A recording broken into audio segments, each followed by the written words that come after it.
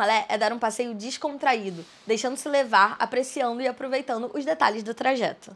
O Rolê é um projeto cultural que existe desde 2012 e tem como objetivo promover a comunicação das histórias da cidade e a fruição do espaço urbano de forma divertida e descontraída. Realiza pesquisa para a formulação de roteiros temáticos ou com recorte territorial que dão origem a passeios guiados e outras ações. Site, banco de dados, publicações, canais de vídeos e presença forte nas redes sociais. No Rolê, as ruas, as esquinas, os prédios, os monumentos, os fluxos e as dinâmicas sociais informam sobre a cidade. O espaço urbano conta história a todo momento, e foi a partir da vontade de contar as múltiplas histórias do Rio de Janeiro que surgiu o Rolê Carioca. O projeto desenvolveu uma metodologia que pode ser replicada em todo o Brasil, e por isso passou a assinar apenas Rolê. O Rolê entende a educação patrimonial como um instrumento de alfabetização cultural, que possibilita ao indivíduo fazer a leitura do mundo que o rodeia, levando-o à compreensão do universo sociocultural e da trajetória histórico-temporal em que está inserido. O patrimônio cultural é um bem inalienável de seu povo e é imprescindível para a formação e compreensão da identidade da história. A metodologia do Rolê já foi replicada em 10 cidades, e o projeto tem uma carga educativa e social muito importante, reconhecida pelo público, academia, mídia, instituições públicas e privadas, nacionais e internacionais. Um dos maiores prêmios recebidos pelo projeto foi na 32ª edição do Prêmio Rodrigo Melo Franco de Andrade, o maior prêmio nacional para ações de preservação e difusão do patrimônio histórico e cultural do Brasil, concedido pelo IPHAN e considerado o Oscar do Patrimônio, por sua relevância e representatividade. A metodologia do projeto prevê 1. A criação de um roteiro a partir de um recorte territorial ou temático. Como é que funcionam esses recortes territoriais? A partir de um território delimitado, define-se um roteiro para contar sobre a história da cidade a partir daquele território. São selecionados pontos de interesse, cria-se uma narrativa e um percurso onde cada ponto é valorizado e contribui para contar a história do território apresentado. Aqui, vale pensar que todo bairro conta história, sejam aqueles que são tradicionalmente conhecidos como bairros históricos ou outros que não estão no imaginário das pessoas por esses motivos. Vale pensar em bairros que são só de passagem, bairros que são vistos nos jornais como bairros perigosos. Todo bairro conta histórias e pode contar como a dinâmica da cidade acontece. Outra forma de pensar um roteiro é pensando no rolê temático. A partir de um tema, que podem ser datas, marcos históricos, personagens, momentos, você pode usar a cidade para contar histórias em diferentes camadas sobre esse tema. Aqui no Rio, por exemplo, a gente já fez diversos roteiros temáticos. O Rio Especial 450 anos em comemoração ao aniversário da cidade, Onde Mora o Samba, cinemas antigos da cidade e o Rolê revisita o bicentenário da independência do Brasil. 2. Pesquisa. A pesquisa é a base para a criação da narrativa e inclui o mapeamento dos pontos e o levantamento de informações históricas, bibliográficas e iconográficas. É importante que a pesquisa vá além dos documentos e acervos e inclua uma pesquisa de campo, com entrevistas e investigação urbana. A partir daí, são criados textos e documentos básicos para desenvolvimento da narrativa a ser contada ao longo do roteiro, sendo essa compilação de fontes aliadas a um olhar atento sobre a cidade o grande diferencial metodológico do Rolê. Essa etapa inclui e valoriza a participação de agentes locais no mapeamento e levantamento de dados, bem como está prevista a contratação dos profissionais locais, numa proposta de valorizar e integrar agentes da cidade. 3. Comunicação. Para a divulgação dos passeios, vale a criatividade. Pense em como divulgar o passeio com parceiros locais, instituições públicas e privadas, comerciantes e use as redes sociais para movimentar seu passeio. Com muito conteúdo, mas com uma linguagem leve e divertida, a cidade se torna familiar e cheia de novos atrativos para diferentes públicos. Aqui no Rio, por exemplo, a gente já usou caixas de pizza e bolachas de chopp que a gente distribuía nas pizzarias e bares locais do bairro que ia receber o passeio para divulgar o nosso rolê. E como aqui também é muito quente, a gente usa bastante ventarolas com a agenda dos passeios do ano. 4. Realização do passeio guiado. O grande marco do rolê são os passeios guiados, onde o resultado da pesquisa é apresentado numa grande aula-evento ao ar livre. A cidade é o palco e histórias serão contadas ao longo do percurso. Os passeios do rolê são conduzidos por historiadores e podem contar com a participação de outros profissionais, entre turismólogos, museólogos, urbanistas e arquitetos. Os trajetos devem ser pensados com um percurso máximo de 4 km e devem levar cerca de 2 horas. Pensa que a cidade é um palco, então é importante deixar a vergonha de lado e ser bem eloquente. Também é importante pensar num ponto de encontro de fácil acesso, com diversos meios de transporte para que o seu público chegue. 5. Registro e criação de formas de multiplicação. É importante pensar formas de registrar e multiplicar os conteúdos do projeto. Quando realizar o seu rolê, veja se consegue parceiros para fotografar e divulgar e, se possível, filmar a experiência. Caso não seja possível, opte por coletar registros informais com câmeras de celulares. Você pode fazer pequenas entrevistas em vídeo ou através de formulários. Pense que seu roteiro pode ser feito por outras pessoas, sendo esse o objetivo maior do rolê: multiplicar o acesso às histórias que a cidade conta. Esse roteiro nuclear será a base para as demais ações, mas ele não se esgota em si, sendo parte da formação o desenvolvimento de habilidades para que diferentes guias possam criar adaptações temáticas e desenvolver um trabalho a longo prazo para diferentes nichos e públicos de interesse.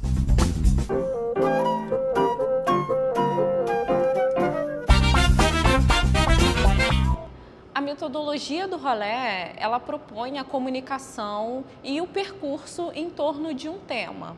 E ao longo do tempo, você, educador ou educadora, já viu diversos exemplos de como isso acontece. Na África Ocidental, nós tínhamos como exemplo os griots, que eles utilizavam a comunicação para repassar os conhecimentos do seu povo. E a oralidade, ela também é muito comum na tradição dos povos originários das Américas. Por sua vez, na Europa Ocidental, a gente tem exemplos, né, dos seguidores, dos discípulos de Aristóteles, que caminhavam ao ar livre, né, desenvolviam conhecimento ao ar livre.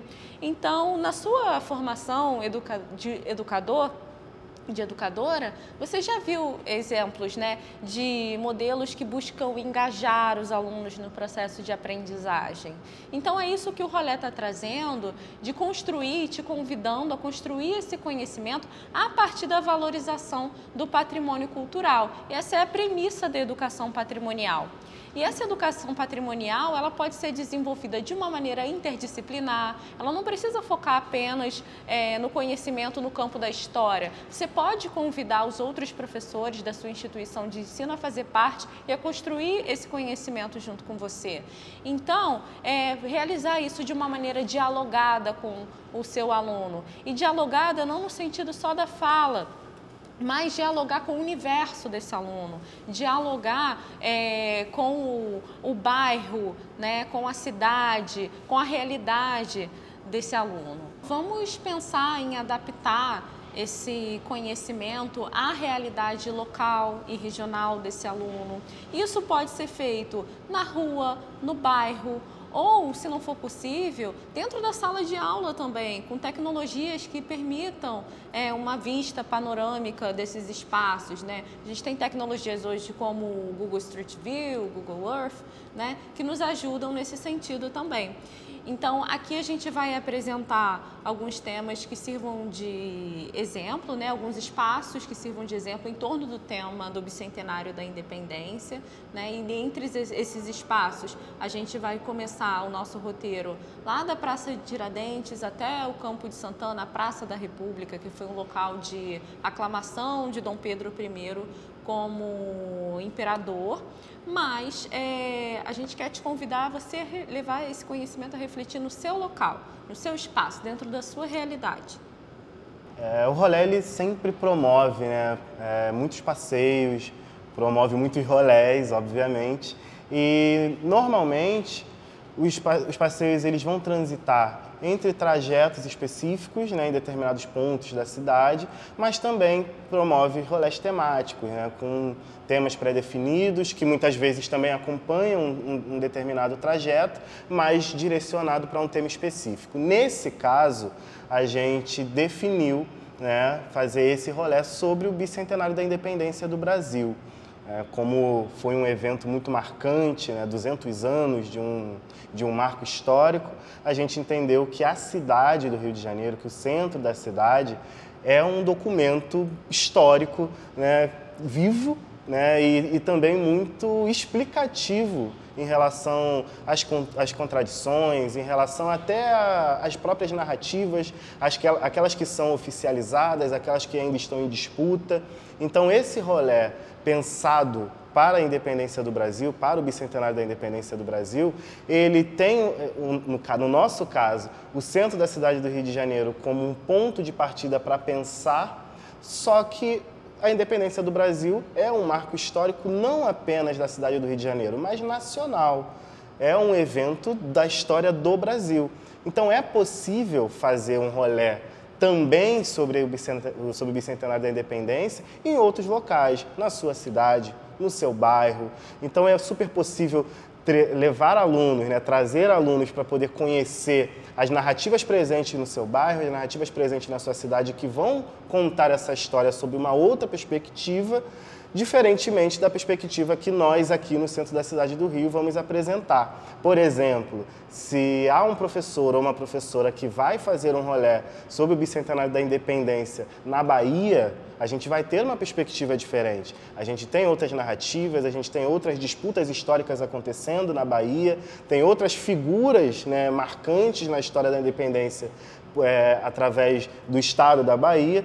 Então seria, obviamente, um mesmo evento histórico, mas uma outra perspectiva. Então a gente convida professores para pensarem, né, nas suas cidades, nos seus bairros, na sua localidade, uma outra forma de, não de enxergar, mas de narrar essa história, mas tendo também o rolê que nós vamos promover aqui no centro da cidade, como uma inspiração, como um ponto também de reflexão para entender qual é o roteiro, qual foi a narrativa, como que esse roteiro vai ser guiado através do trajeto e você fazer na sua cidade o seu próprio rolê.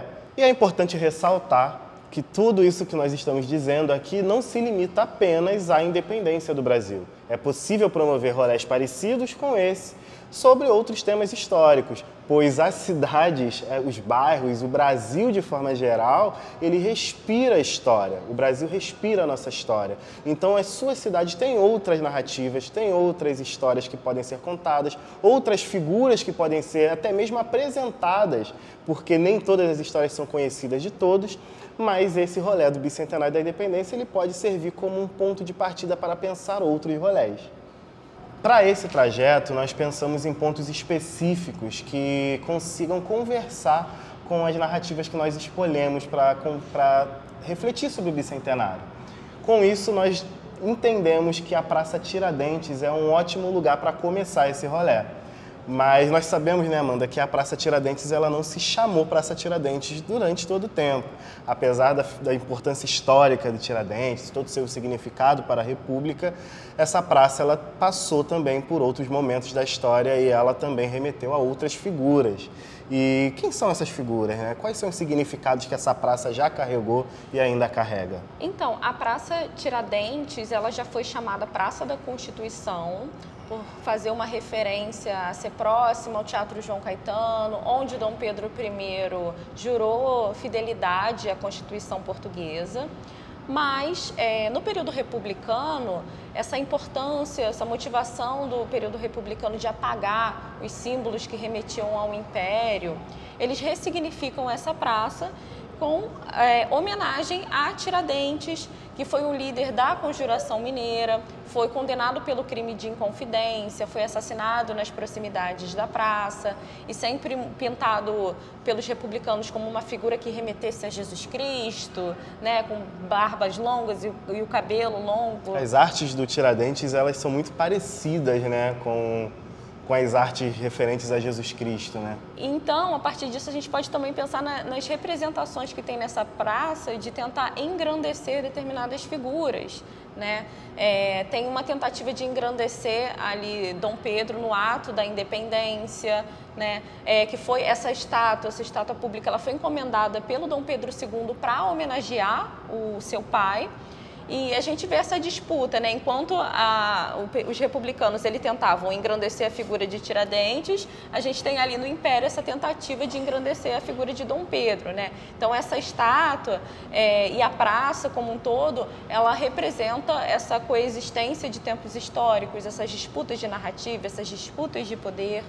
E é interessante que Tiradentes, ele representa, né, esse símbolo republicano, né? Quando a gente pensa em marcos de repúblicas, não apenas no Brasil, a gente tem essa ideia de trazer cores, bandeiras, hinos, mas também aquela figura histórica que simboliza, né? E o Tiradentes, ele é uma dessas figuras e talvez, né, a grande figura do início da República. E o Tiradentes, ele é um cara que antagonizou com o Império durante um tempo, que na verdade fez com que a história dele se tornasse conhecida, e esse antagonismo ele reflete algumas das contradições presentes na história do Brasil. Essa Constituição que foi fruto da independência de 1822, que não vai dar conta de resolver a questão da escravidão, ela vai fazer com que um outro grupo de pessoas, muito presentes também na história do Brasil, e hoje até a maioria da população, fizesse parte também dessas disputas históricas, como Tiradentes antagonizou. E aí, por isso, a gente seguiu da Praça Tiradentes para a igreja da Nossa Senhora do Rosário São Benedito dos Homens Pretos, que é uma igreja que ela foi instalada na Rua Uruguaiana, que se chamava Rua da Vala, é uma rua muito tradicional no Rio de Janeiro, que tem toda uma relação com o comércio popular, mas também foi palco de grandes acontecimentos, como a Revolta do Vintém.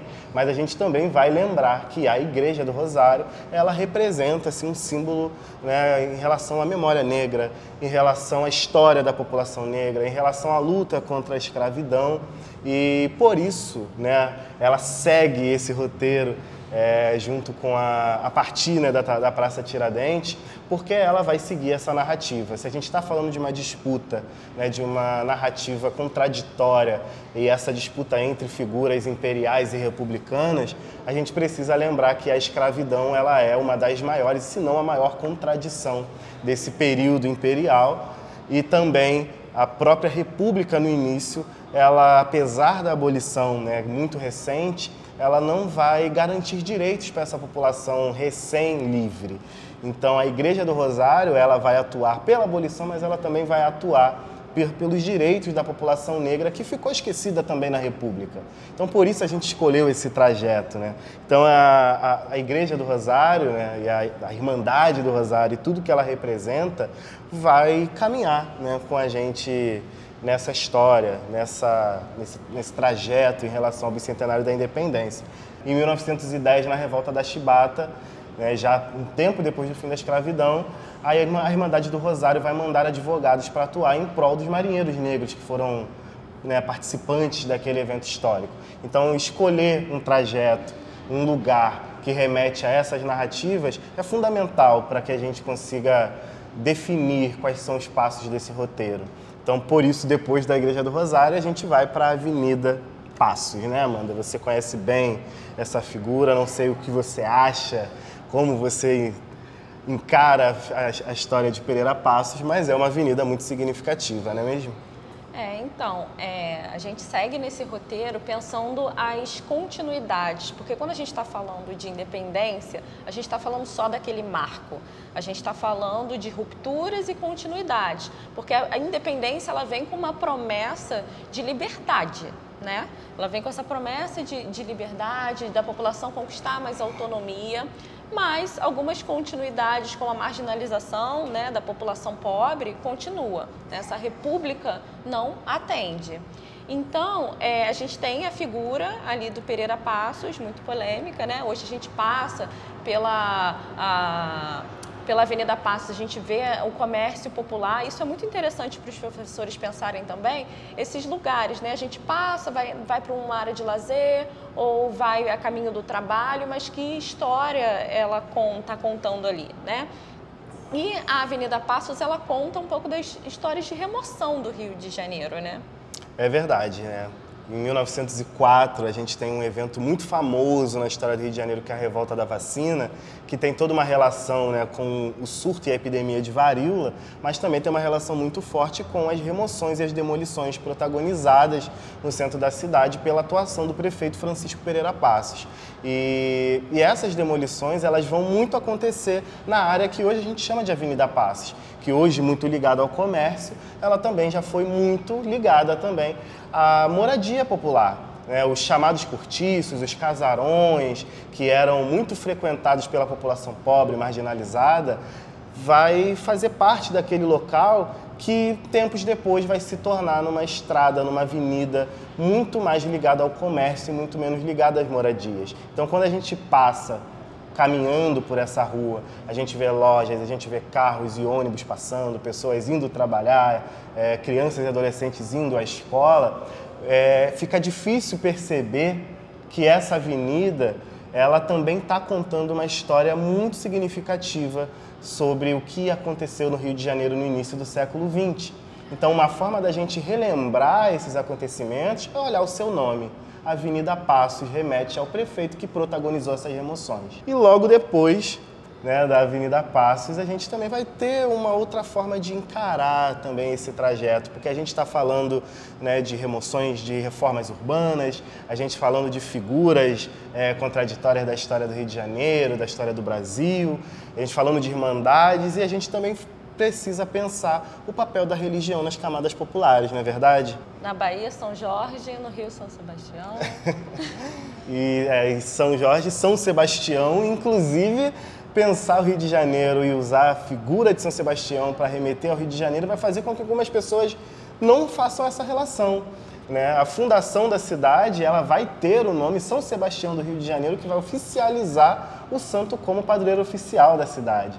Mas quando a gente vai caminhar no nosso trajeto, a gente vai parar de frente para a igreja de São Jorge, a gente vai perceber, a gente vai tentar relembrar como que esse santo, como esse padroeiro católico, ele vai ser uma escolha da população. Ele vai ser um padroeiro não oficial da cidade. São Jorge ele estará presente em quase todas as camadas populares do Rio de Janeiro. Quando a gente for falar do samba, a gente vai pensar em São Jorge. Quando a gente for olhar, por exemplo, na Rua Uruguaiana, que é onde está a Igreja do Rosário, aí se a gente for olhar dentro do comércio popular, dentro, né, das lojas dos comerciantes da Uruguaiana, a gente vai ver muitas peças, muitas roupas falando sobre São Jorge, com a figura de São Jorge, e isso faz com que a gente entenda que a cidade, ela também toma suas próprias decisões. A população, ela escolhe a história que ela quer contar. E a Igreja de São Jorge, ela vai nos fazer pensar nesse trajeto como nem só a história oficial é decidida para pensar a cidade. Acho muito legal a gente pensar nisso, porque após a independência, a nossa primeira Constituição, ela declara que a religião oficial do Estado é o catolicismo. E mesmo assim, o sincretismo religioso, ele pulsa na cidade, né? Essa cidade está contando histórias para além e rompendo a memória oficial, né? Movendo as estruturas e indo além dessa memória oficial, resistindo. Também pensar, né, que essa ideia, essa ligação com a religião, ela também vai se ligar de alguma forma com o desenvolvimento, o acesso à leitura, a busca ao conhecimento, porque se as pessoas elas não se resumem apenas à oficialidade, né, ao que a Constituição define, significa que elas estão indo para além do que é estabelecido, significa que elas estão indo atrás de outras formas de conhecimento. E a leitura é fundamental nesse processo. Então, nesse sentido, pensar numa biblioteca que está presente na cidade e que vai trazer uma outra forma da gente enxergar, isso é fundamental, né? Com certeza. E assim, a população, ela resiste, o saber popular resiste, né? Mas naquela época, o livro, né, um item muito caro, um item restrito à elite. Então, como essa população se reinventa para fazer o seu saber circular, né? E se no passado o livro tinha essa restrição, a leitura tinha essa restrição, hoje em dia, né, a gente pode nos deparar com uma biblioteca parque estadual, né? Aqui na Avenida Presidente Vargas, que é onde nós estamos falando nesse momento, que busca democratizar o saber, busca democratizar o conhecimento. Porque a gente tem que pensar também, quando a gente está falando de independências, a gente está falando daquelas ideias iluministas. Foram elas que circularam e que permitiram se pensar numa independência, se pensar no rompimento com as metrópoles europeias, né? Foram elas que foram a chama para os movimentos acontecerem nas Américas.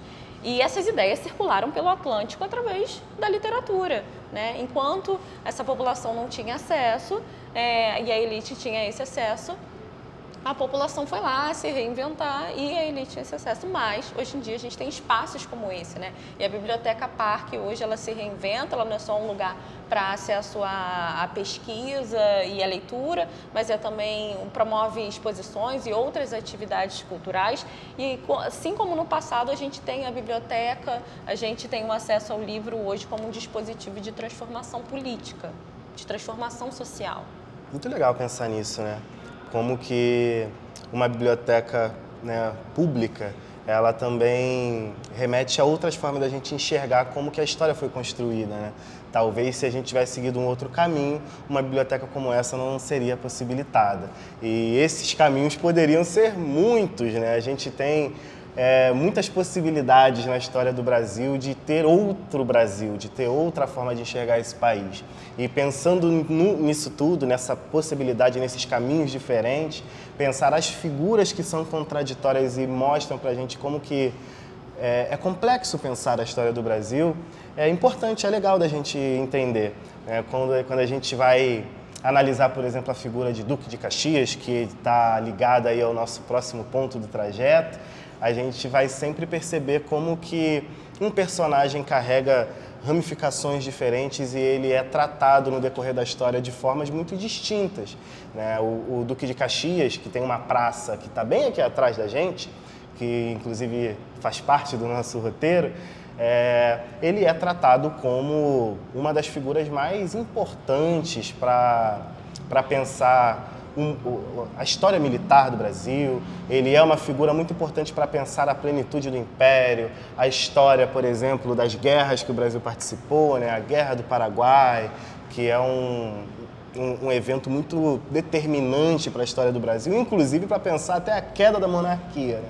Porque parte da crise do Império também se deve ao que aconteceu na Guerra do Paraguai. Mas o Duque de Caxias, ele é uma figura muito polêmica, não é verdade, Amanda?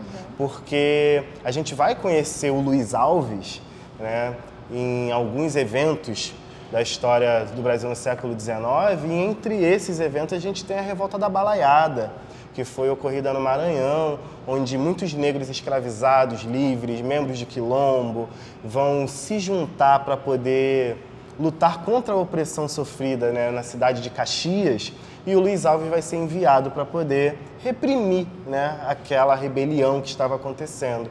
E com todo o aparato militar e violento, essa revolta ela vai ser sim combatida, em determinado momento ela vai ser reprimida e o Luiz Alves vai ganhar o título de Barão de Caxias, né? Ele vai ser condecorado, ele vai ser visto ali como um herói militar ali do Império e depois de alguns outros feitos ele vai ganhar o título de Duque e vai ser o famoso Duque de Caxias, figura que tem municípios em seu nome, né? Figura que tem uma estátua aqui atrás da gente, tem uma praça que está de frente para a Praça da República, né? Que é um dos lugares muito determinantes para a história do Brasil também, e ele vai nos remeter a essa contradição, né? Como uma figura tão polêmica como essa vai ser tratada de uma forma tão plena, tão exaltada, né? Então ter esse ponto de reflexão é importante para a gente entender como que o Brasil pensa a sua história, as memórias que resolve guardar, porque se a gente está falando de um monumento a Duque de Caxias, a gente tem um monumento a Zumbi dos Palmares logo depois.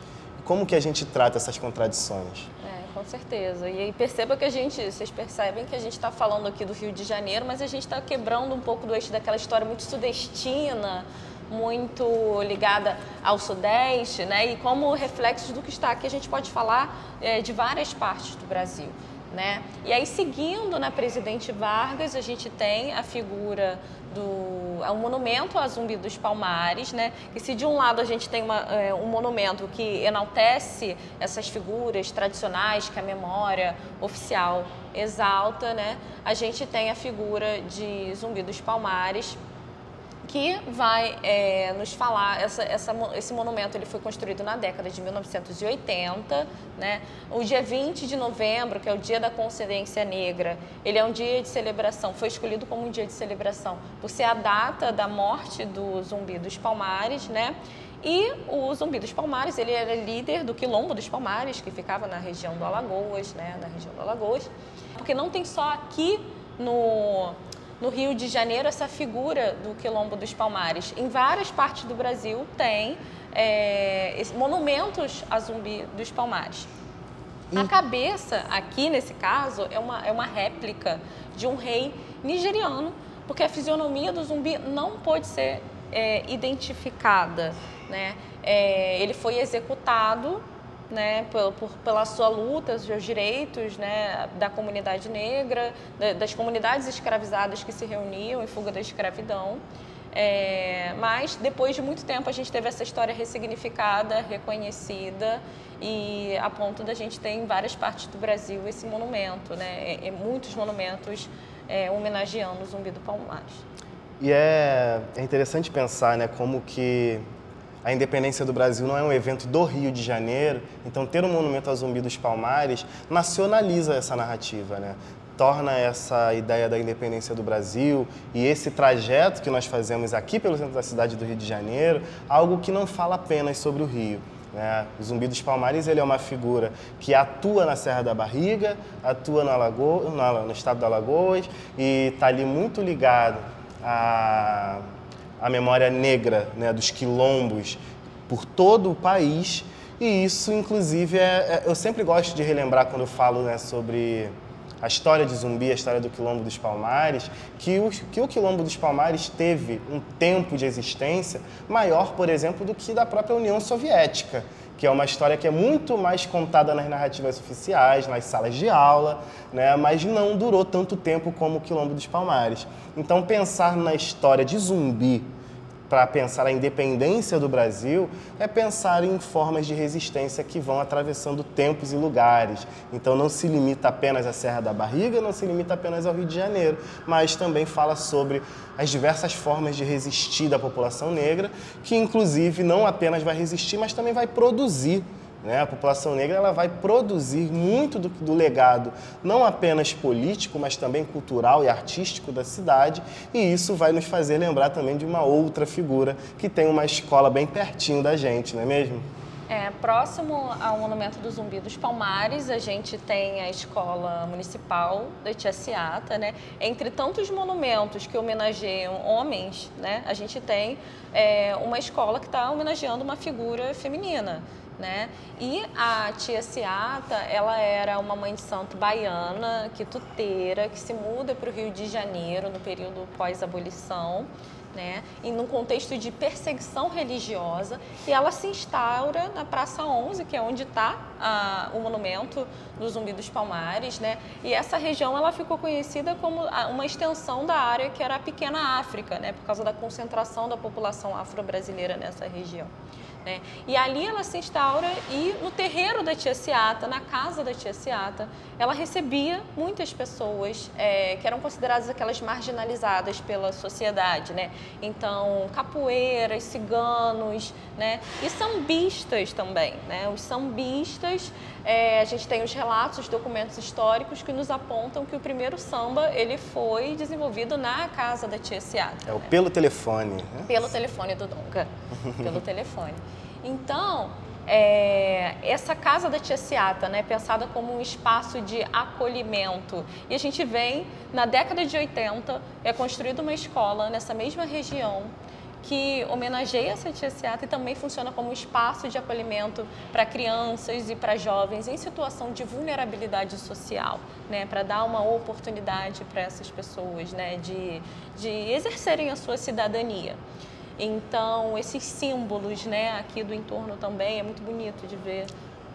Tudo isso que foi dito, né, sobre a história da Tia Ciata, né, ligando a história dela à escola, é muito interessante pensar, né, como que uma pessoa tão marcante na história do Rio de Janeiro, na história da formação de samba, né, na história, inclusive, da população da favela, da população negra que se instalou muito tempo na Pequena África e se expandiu pelas periferias da cidade, né, mostram como que, apesar da marginalização histórica, o reconhecimento, ele muitas vezes acontece até de formas sutis, né? A Tia Ciata, embora seja uma figura muito emblemática, né, na história do Rio de Janeiro, ela não foi sempre vista dessa forma, né? Houve resistência, houve preconceito, mas também houve quem reconhecesse o seu tamanho, né? Como o então presidente Braz do Brasil, que tendo um problema que nenhum médico conseguia curar, foi atrás da Tia Seata e a recebeu no Palácio do Catete. Então, ter a figura da Tia Seata com uma importância desse tamanho, né? E não apenas por isso, mas também como ela tem uma importância, um legado cultural muito forte. A gente sabe que o desenvolvimento, né, artístico do samba, né, vai ter uma ligação muito forte com a Tia Seata. Há relatos de artistas de outros, né, estilos musicais indo conhecer a Tia Seata, indo conhecer a casa da Tia Seata, né? Tudo isso mostra como que ela é uma figura muito emblemática, e ter uma escola com seu nome é extremamente importante, né? Então, e como você também disse, né, Amanda, que essa escola ela é pioneira, né, inclusive em atender pessoas em situação de vulnerabilidade, isso já nos leva, por exemplo, para o nosso último trajeto, o nosso último ponto, que é a Praça da República, né, que foi chamada, né, popularmente, e tem seu nome até mais famoso do que Praça da República, né? O Campo de Santana também foi um lugar que recebeu historicamente muitas pessoas em situação de vulnerabilidade, muitas vezes em vulnerabilidade social. A gente tinha pessoas negras, né? Pessoas que tinham fugido da escravidão, pessoas livres e pobres que chegam naquele lugar e vão se instalar ali, que vai ser também um palco de eventos históricos muito significativos e contraditórios, né? Porque o Campo de Santana vai ser o lugar da aclamação de Dom João, né? Que inclusive vai se chamar Praça da Aclamação, né? E também vai ser esse lugar que vai receber a população negra historicamente. Dizem que, né, há relatos históricos que vão dizer que muitas festas, né, muitas comemorações, a população negra ali se reunia com músicas e festas, e ao mesmo tempo esse lugar que vai receber essa população em situação de vulnerabilidade, vai receber a aclamação da monarquia, também vai ser o lugar que vai oficializar a queda da monarquia com a proclamação da República. Então, por isso a gente escolheu esse lugar, né? É muito interessante pensar como que a Praça da República em si, ela engloba todas essas disputas de narrativas que o nosso trajeto inteiro vai fazendo, né? E até hoje a Praça da República, ela simboliza muita coisa, não é mesmo? Exatamente, esse espaço de coexistência, né, de tempos históricos. Então, era um lugar, né, que era a periferia, né, da cidade. Não fazia parte desse centro econômico, desse centro político da cidade, era periferia, frequentada pelas pessoas marginalizadas, como você falou, né? E Campo de Santana, por causa da Irmandade religiosa, né? Muitas pessoas não sabem por que Campo de Santana, né? Porque a Irmandade religiosa de Santana, que foi construída onde hoje ocupa a Central do Brasil, a Estação Central, né? Ela foi demolida para ter esse objetivo, mas deu ao nome do Campo de Santana. É verdade. E como você citou, né, a Central do Brasil, pensar nessa ligação, né, das camadas populares com locais históricos, eu gosto de lembrar que bem em frente à Praça da República, a gente tem um relógio da Central do Brasil, que tem uma ligação, assim, tem uma certa semelhança com eventos históricos ocorridos, por exemplo, na Inglaterra com a Revolução Industrial, né? Tem um relógio histórico chamado Big Ben, né, na Inglaterra, que ele simboliza essa mudança de percepção em relação ao tempo, porque o tempo não está mais ligado apenas à passagem dele, mas está ligado ao mundo do trabalho. Ter um relógio no centro da cidade, em frente à Praça da República, é também uma forma de comunicação dessa sociedade com a classe trabalhadora, porque o tempo está ligado ao trabalho. Então, o trabalho, o mundo do trabalho, ele está ligado com as camadas populares, porque a classe trabalhadora não é a elite. A classe trabalhadora é exatamente aquelas que são oriundas dessa população que frequentava a Praça da República, né, historicamente falando. Então, pensar nesse lugar e todas essas histórias que são contadas através dele é uma maneira da gente entender como que nós podemos fazer rolês como esse.